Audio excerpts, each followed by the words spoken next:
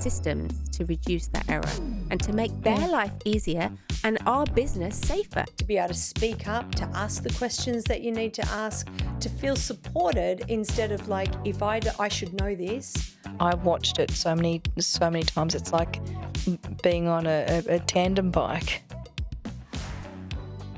Welcome to Burnout, Business and Body, the podcast that helps you take care of yourself and your life in 3 powerful ways. Hello, I'm Nicole and I'm your stress management health recovery coach, helping you to slow down, reconnect and rediscover the peace that lives beneath the chaos. I'm Belinda Smith, your business leadership and team coach, helping you to build a business that supports your life, your people and your profit.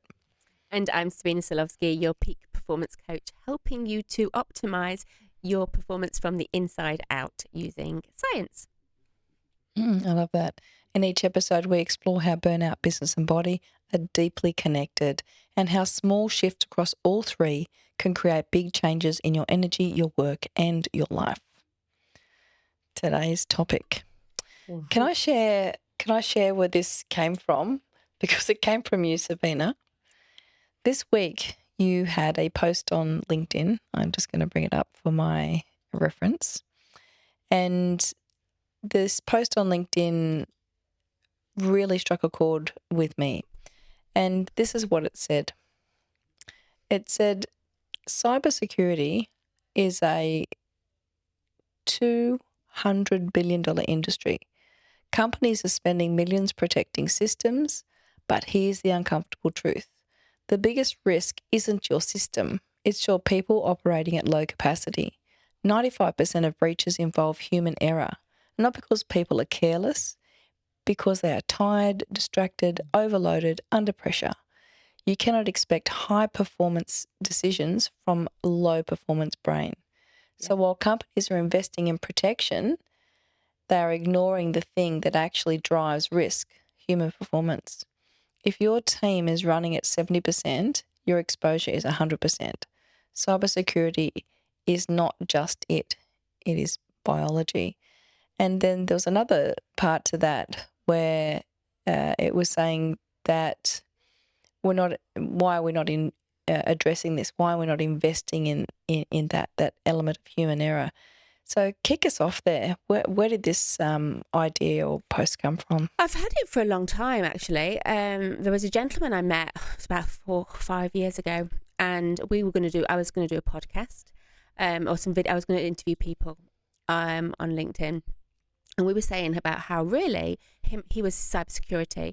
Him and I were in similar kind of jobs or roles, in fact, that we're trying to mitigate risk. Mm-hmm. And then that left conversation, but it's been a seed in my brain for a long time.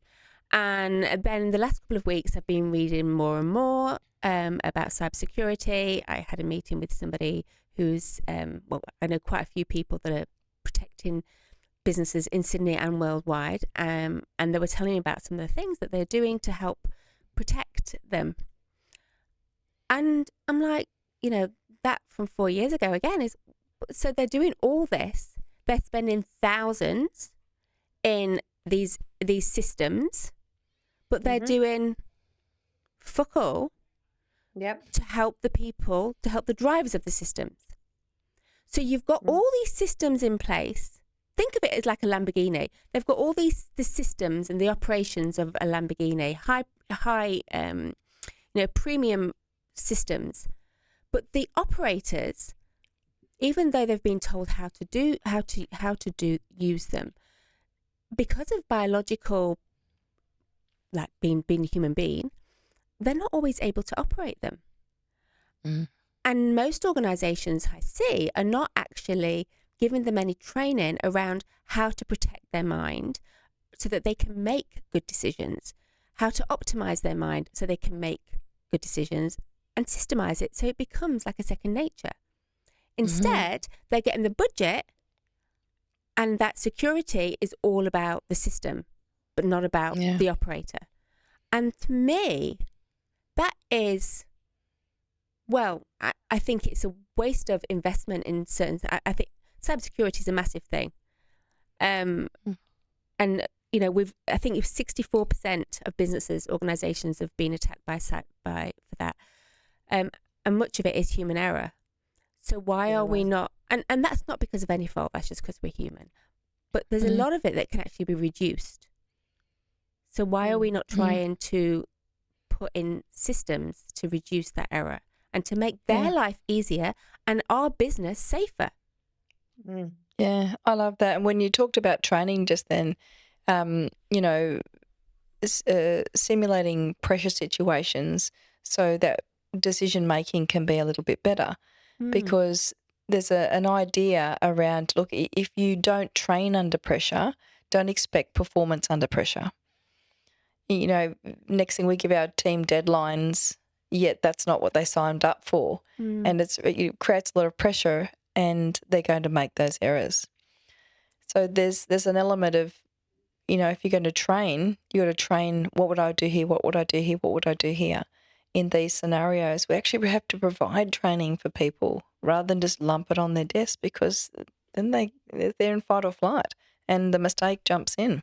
And it's not that it's their, and then everybody blames them. It's their responsibility that this happened. No.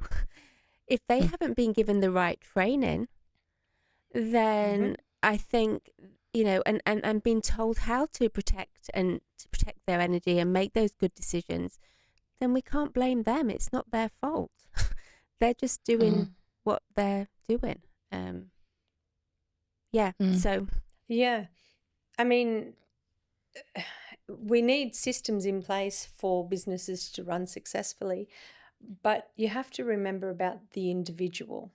And so the human error is then can sometimes be not just about the systems and the pressure that's being put on the person and them not understanding it because they haven't been trained, but also they may have a completely dysregulated nervous system. And so you're dealing with their nervous system.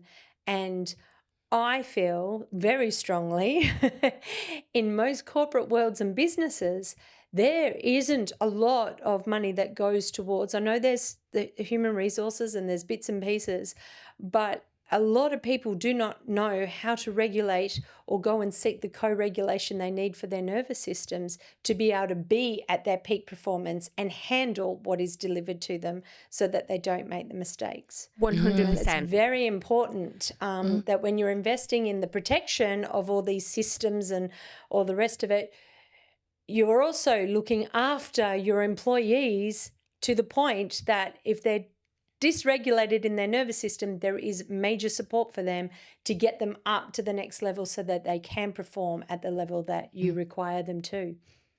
And when I say training, Nicole, that's what I was talking about, is that kind of training, which we don't think with traditional training, they think of, in a traditional way, but it's not. It's about actually how to manage yourself. Your nervous system is so fragile. Help people to understand how they can regulate, how they can take care of themselves, so that they do make. That's the real training that needs to be done. 100%. Because anyone who's stressed, their brain is not operating at full capacity.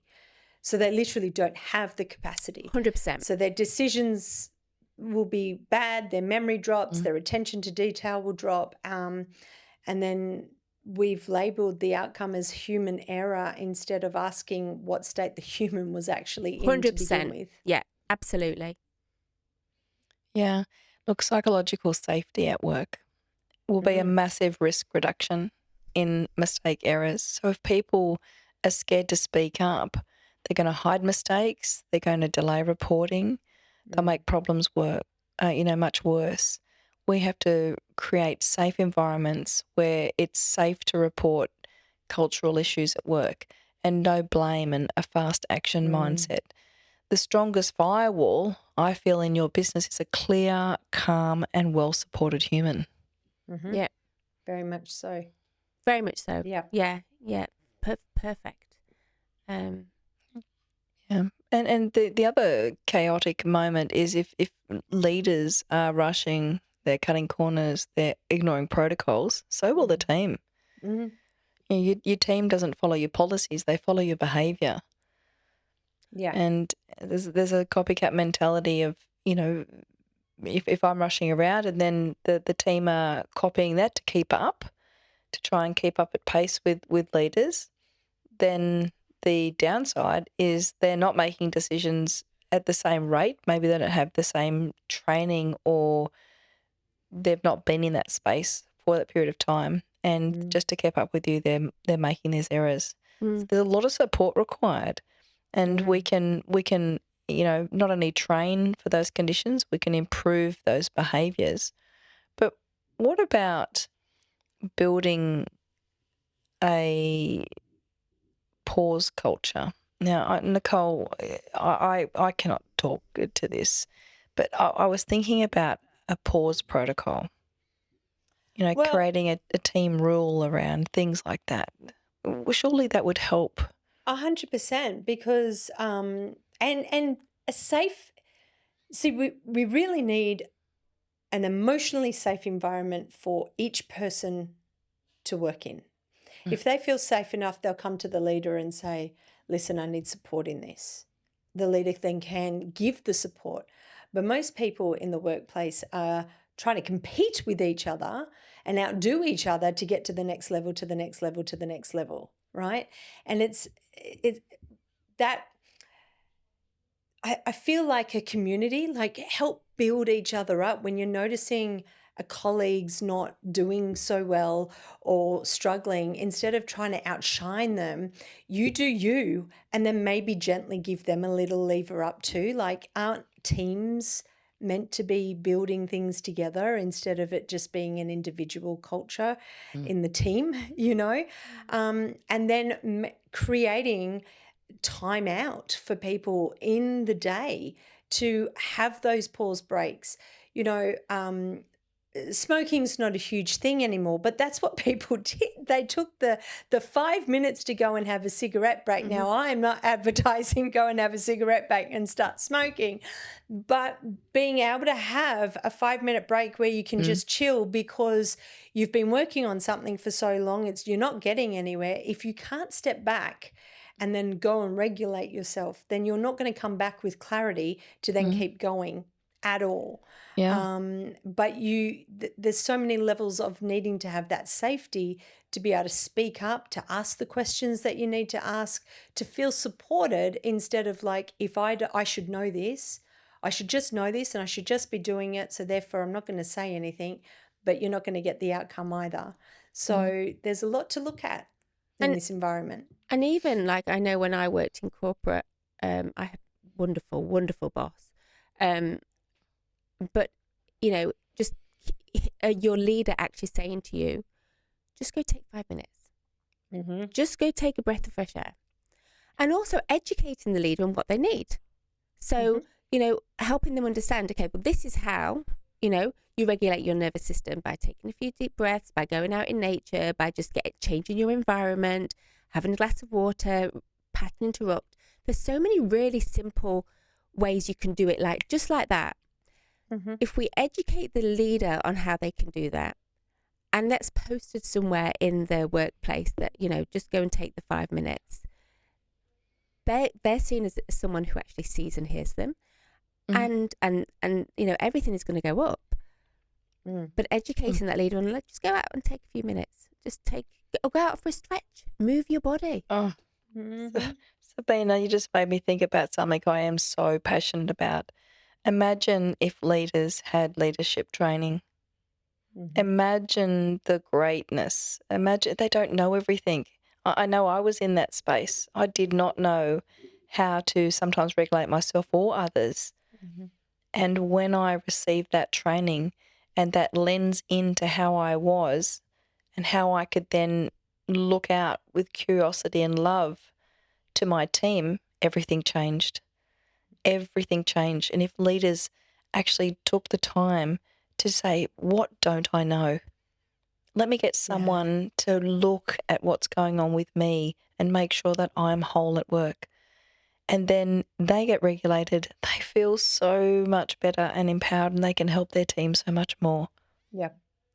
And Just magic. So, you're so right. I mean, like you said, Belinda, people are in these positions and they can do exceptionally well, but they don't. Then people haven't always been trained to be a leader, trained to be actually able to understand people's emotions, or even ask a few simple questions that can actually change the whole trajectory of the workplace. Mm-hmm. Like just a few simple questions. That's all it could be, and just a little bit like that. That they call it soft skills, but really it might be soft, but it's more impactful than some hard skills, and people need to believe that. Absolutely. Leaders have so much responsibility, and they are responsible for how people show up and get their work done. That human error element can be significantly reduced. If you want to invest in something, invest in your leaders so that they can help your team, and the mistakes will certainly be a lot less. If you are able to help your team and support your team and get them to, potentially just reduce that cognitive load, simplify, let's sit down, let's work this through. What are the steps? What aren't we seeing? What tools and processes could we put into place? And maybe standardize some of the workflows and reduce the unnecessary choices to have, maybe a less complex breeding ground for error. We're not in fight or flight, or we're not afraid. Potentially the team member is not afraid to go to that leader if they are really calm and holding space, and they are a person that you can go to and you can unpack that cognitive load. I believe you would speed things up a lot at work by 100%. just doing 100%. that. Yeah. An hour job, but something that takes an hour now, with AI or not, could only take half an hour. What? I mean, what is the ROI on that? Just by giving somebody a few tools and helping them to actually reduce their stress so that they can think clearer. Because when your brain is stressed, it's thinking about getting the hell out of there. It's not thinking about that report. It's not thinking about making sure that all the numbers are correct. It's thinking about survival. And so it's not in a position to make a good call. So, yeah. And look, unmanaged stress is so expensive, not just for the individual, but also for the entire business. Yeah. The risks of you not addressing this in the workplace, the poor communication, the staff turnover, the decrease in productivity, longer things take, the increase in the errors. You've got burnout, sick leave, bang, you've got replacement costs. So, it's a very, very important area that is also close to my heart, because most people are highly stressed. Yeah. And they don't know. They're living with masks on saying we're okay, and underneath those masks they're freaking out and not knowing what to do and how to manage it properly, and sometimes they manage it in very negative ways. And so if all we're at work more than we're at home.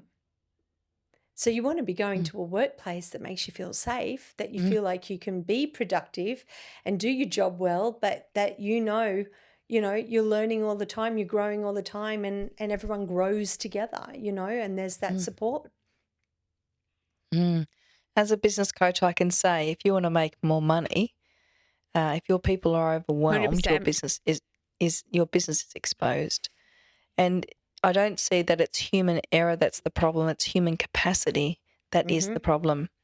We could significantly reduce cost in business. We can make businesses run faster by going slower. Sitting back, having a look at things, assessing our leadership, taking care of our team. When our team are really safe, they go fast. I've watched it so many times. It's like being on a tandem bike rather than a standard bicycle. You've got two pedal powers when they're feeling supported. It's magic, and they're working together. They're feeling great. It's definitely leadership. It's got to start from the top. Yeah. And so some practical shifts to take notice of is encouraging the pause before people react, leaders and the employers. Yeah. Noticing the body signals in people, how their tight chest and their shallow breathing and just how they hold themselves. And obviously, the highlighted of the reduction of their cognitive overload. You can notice that pretty simply if you're a leader and if you're paying attention. But then you can't, for businesses, we need to encourage you to stop rewarding the burnout behavior.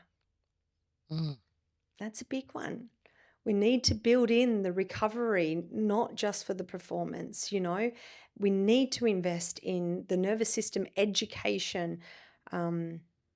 This is so important. Your business will flourish because your employees will be flourishing in themselves.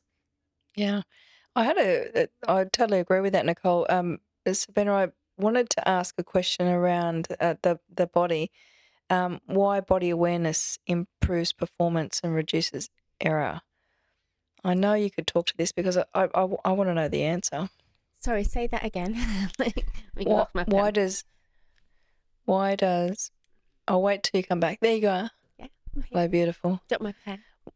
Why does body awareness improve performance and reduce error? Well, your body's always talking to you and it's communicating all the time. And, spoke about it a lot of the times, but if we've got a pain or we've got our ear is ringing or our eye doesn't stop blinking, then then the body's trying to tell you something. And actually just go outside, take a few deep breaths and think, why is it happening? Like, what's it happening? What's it doing? Because when your body is suboptimal, there's a reason why. So using those feedbacks, that if your palpitations, if you've noticed that your breathing is really shallow, your sleep, most people now have a wearable. Make sure you check in and look at it. So having that awareness is it's telling you that things are suboptimal. And for peak performance, for high performers, they want to have the best fuel. They want to have the best energy. They want to be performing on all cylinders. But if they're not, then let's look at why they're not. And is it? And it's often something that's really simple. Yeah. It could be like deep breathing is, this. I'm reading a lot about Alzheimer's and breath. Alzheimer's, there's so oxygen to your brain. If you're not getting enough oxygen to your brain, taking a few deep breaths, we're running on empty. So just listening to, if there's aches and pains, try and understand where those aches and pains are coming from or why, and see if you can just sort of rectify it. Does that answer the question, or was I going around? Yeah, no, it's good. It's really good. I just wanted to circle back on the smoke break you were talking about before, the smoko. Well, certainly coming out of a life of retail, there were many smokers. I've got to go for a smoke. I need a smoke. I need a smoke. As a tough customer, I need a smoke. I need a smoke. And I hear this all the time. And then, a couple of years in, I had one of my team come over and say, Belinda, I want to go and take a break. I just want to point out to you that the smokers and the team, they have 3 or 4 smoke breaks a day. I just need to take my 5 when I need to take my 5. I said, yeah, of course. I said, explain that. I said, well, they're sucking on a cigarette, making themselves calm down or feel better or have that time out. They're getting that opportunity to come down, and we're not doing it. So we encouraged the oxygen break. Yeah. So at work, so brilliant. Just go and take some oxygen, and we made that as important as that smoke break because they were actually missing out. And they brought it to my attention, and so we'd say, let's go and have an oxygen break, and it became very important and quite needed that they just had this extra little bit of time out. But I did have a question for Nicole, if you don't mind.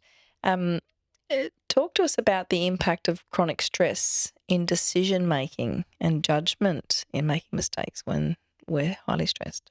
Well, you're in the fight and flight. So when you're in chronic stress and you're in heightened stress modes, you have got the clarity to be able to Mm, make the right decision. You can't think past survival. mm, So the way you're going to answer, make decisions, it's all coming from a lack of, I've got to get to safety, and that's that survival way, rather than sitting back and being able to really calm down, view it, and then get the clarity around which way is the best way to go. And so and with that, your chronic stress, your body is signaling so much to you in that moment as well. So you are feeling it, even though you may not be registering it. Your body's going haywire. You've got all these feels going. How can you make a decision like that? Like, mm, you just can't.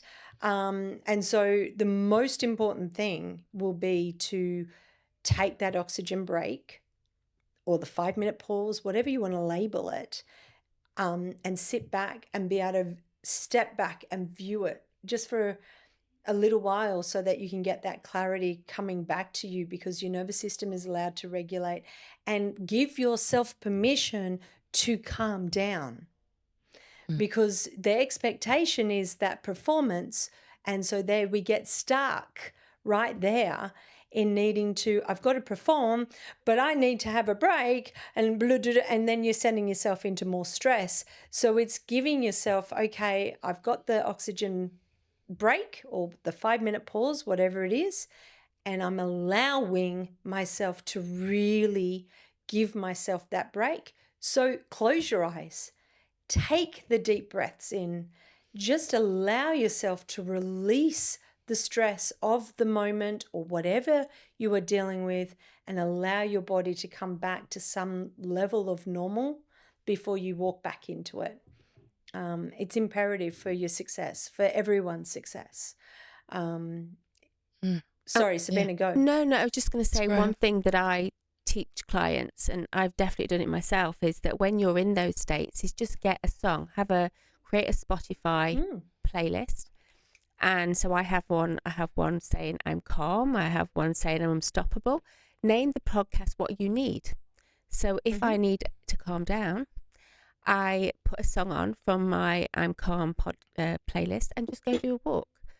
And for the Lovely. duration of that, and then you're basically going in there and you're feeling calm. You can do some sort of like deep breathing at the same time as listening to that song and how it makes you feel, and then just come back. Just takes that one song, put your headphones on, go and walk in nature, get reset from the fractals of nature, and come back. But having, just creating a playlist of feelings that you need, and it's just so easy. They're there. You just press play, and then that forces the reset. And often, I mean, we know that songs are anchors, right? And they take us back often to times that are really calming. So I know when it could be about a holiday.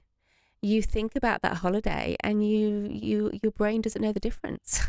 You think about it for the 5-10 minutes about holiday, and come back and you're like, oh, you're feeling lighter. Your stress levels, your cortisol levels are down. Inflammation is down. All these things that are reducing, so that we can actually free up time, energy, and space to make better decisions quicker.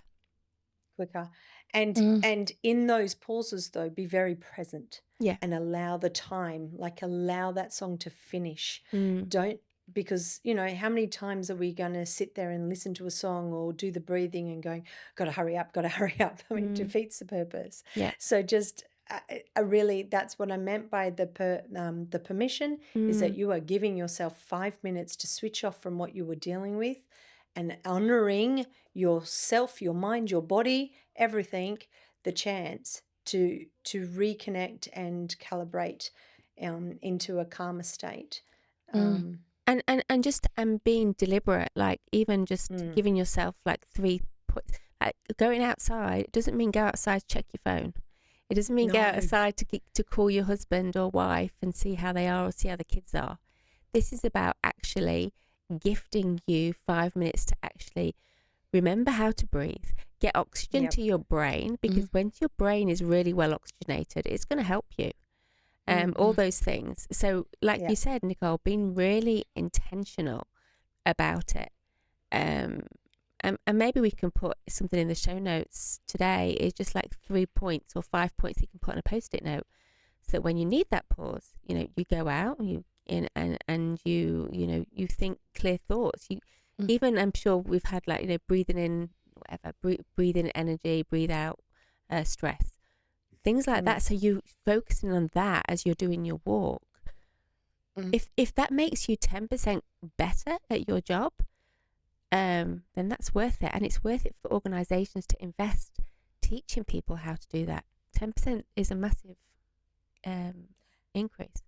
And I worked in a company that allowed us to have a masseuse come in. Yes. And that was really lovely to have that opportunity to. We were in the call center, so it was quite frantic in that moment. But everyone covering each other while we all got off to go and have a 15-minute like little shoulder neck massage to really calm down the day. So there is many ways that we can help support our employees.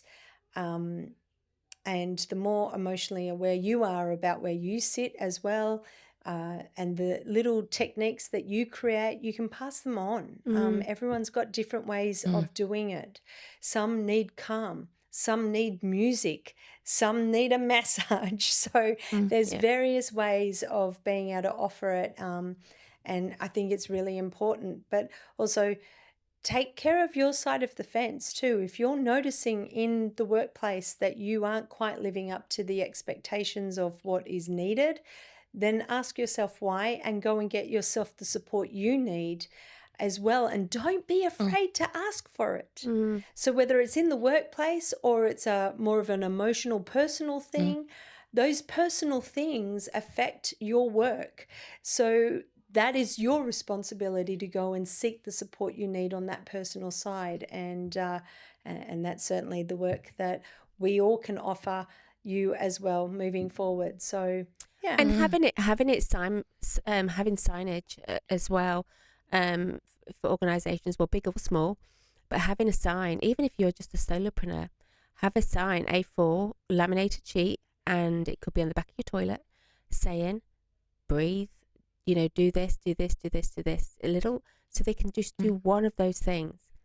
And it can even be a challenge in the office. I've done that recently with a law firm, and they're all competing against each other to do these things. So you can challenge each other, and then you gamify it a little bit. That builds team building. Plus, you're building a healthier, more robust team. That's amazing. I wanted some help last week when something happened at home. One of my kids had a really massive meltdown, and it was confronting more than anything.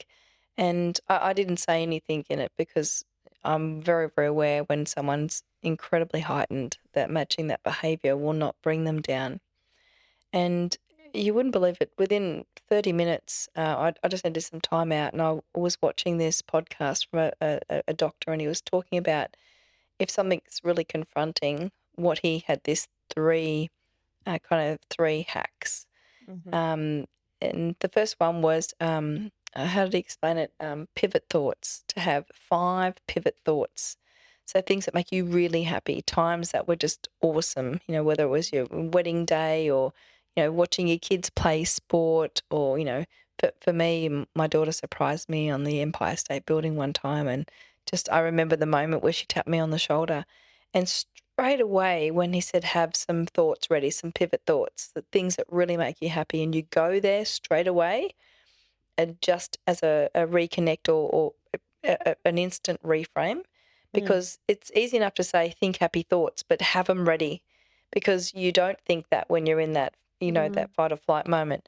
Whether it's grandma's pie or there's I think of the funniest day I've ever had with my besties when we laughed so much through dinner. I don't even know if we ate food, and we were in New York, and we were at this restaurant called the Palm, and it's one of my pivot thoughts. We laughed just so much. I'm pretty sure I had beans as fangs out of my mouth at this time. Maybe we drank too much wine, but it was just one of the funniest nights, and we all remember it. And if I need to reset, I grab that thought, that pivot thought. So have 5. The second step was become the observer. So jump outside yourself and become like your own best friend. You've got this. You're okay. You're the calm voice, like the reason, Belinda.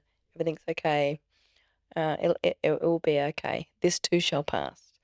And so that's the second part, be the observer. And the third part was the breath. Take the deep breath and, reset your vagus nerve and make sure that you're feeling safe. When we're feeling safe, we're more regulated. So the situation, I'd learnt this little sort of hack and put it in place. And then we had round 2 of this huge reaction with one of the kids, and I went straight there. And I didn't start smiling to my child because I was trying to hold space for them. But for me, gee, it regulated me, because I went to this space that made me happy, and I was telling myself, you've got this, it's okay. They can be doing whatever they're doing. It's not you. And I felt like I was outside of my body, not inside of my body. And I was not as reactive. So I just thought I would share that because it actually helped. I don't know how I heard him speak within a short period of time after this happened for me. That's amazing. Yeah, that is amazing as well. And I know what I do is I have it on my phone, like a list of, so that when you've got those moments, you just pick up your phone and you can see them. And then, like you said, it's just, or it could be a song, but that's yeah. I've got to try and find the photo. I can show you when I used beans as teeth. So that might lighten anyone's day, but it certainly lightened mine. No, thank you. I think that's great. And make it easy for yourself having it on your phone or having. Well, set reminders. The reminders of, have you had your 5-minute pause? Yeah. Have you had your oxygen mask Yeah. put on today? And do it at times where you may need it before your lunch break and all the rest of it. Because, let's face it, how many of you work through your lunches? Well, that's another story. And don't take the other break. We should actually maybe explore that one day, because we could go on and on and on. We could go on. So what is the real cost of not taking care of your team, and what human error looks like in businesses? I think, from my summary, it starts with leadership and allowing your team to be okay. But if the leaders are okay, the team have got a much better chance to do so. 100%, yeah. Yeah. Well, thanks, ladies. It was a great topic today. I really appreciate all of your contributions. So burnout, business and body aren't separate. They're connected.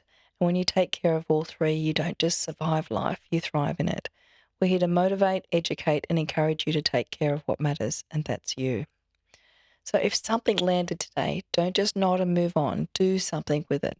Follow the podcast, share it with someone who really needs it, or take that next step and work with one of us or all 3 through our 8-step growth master plan.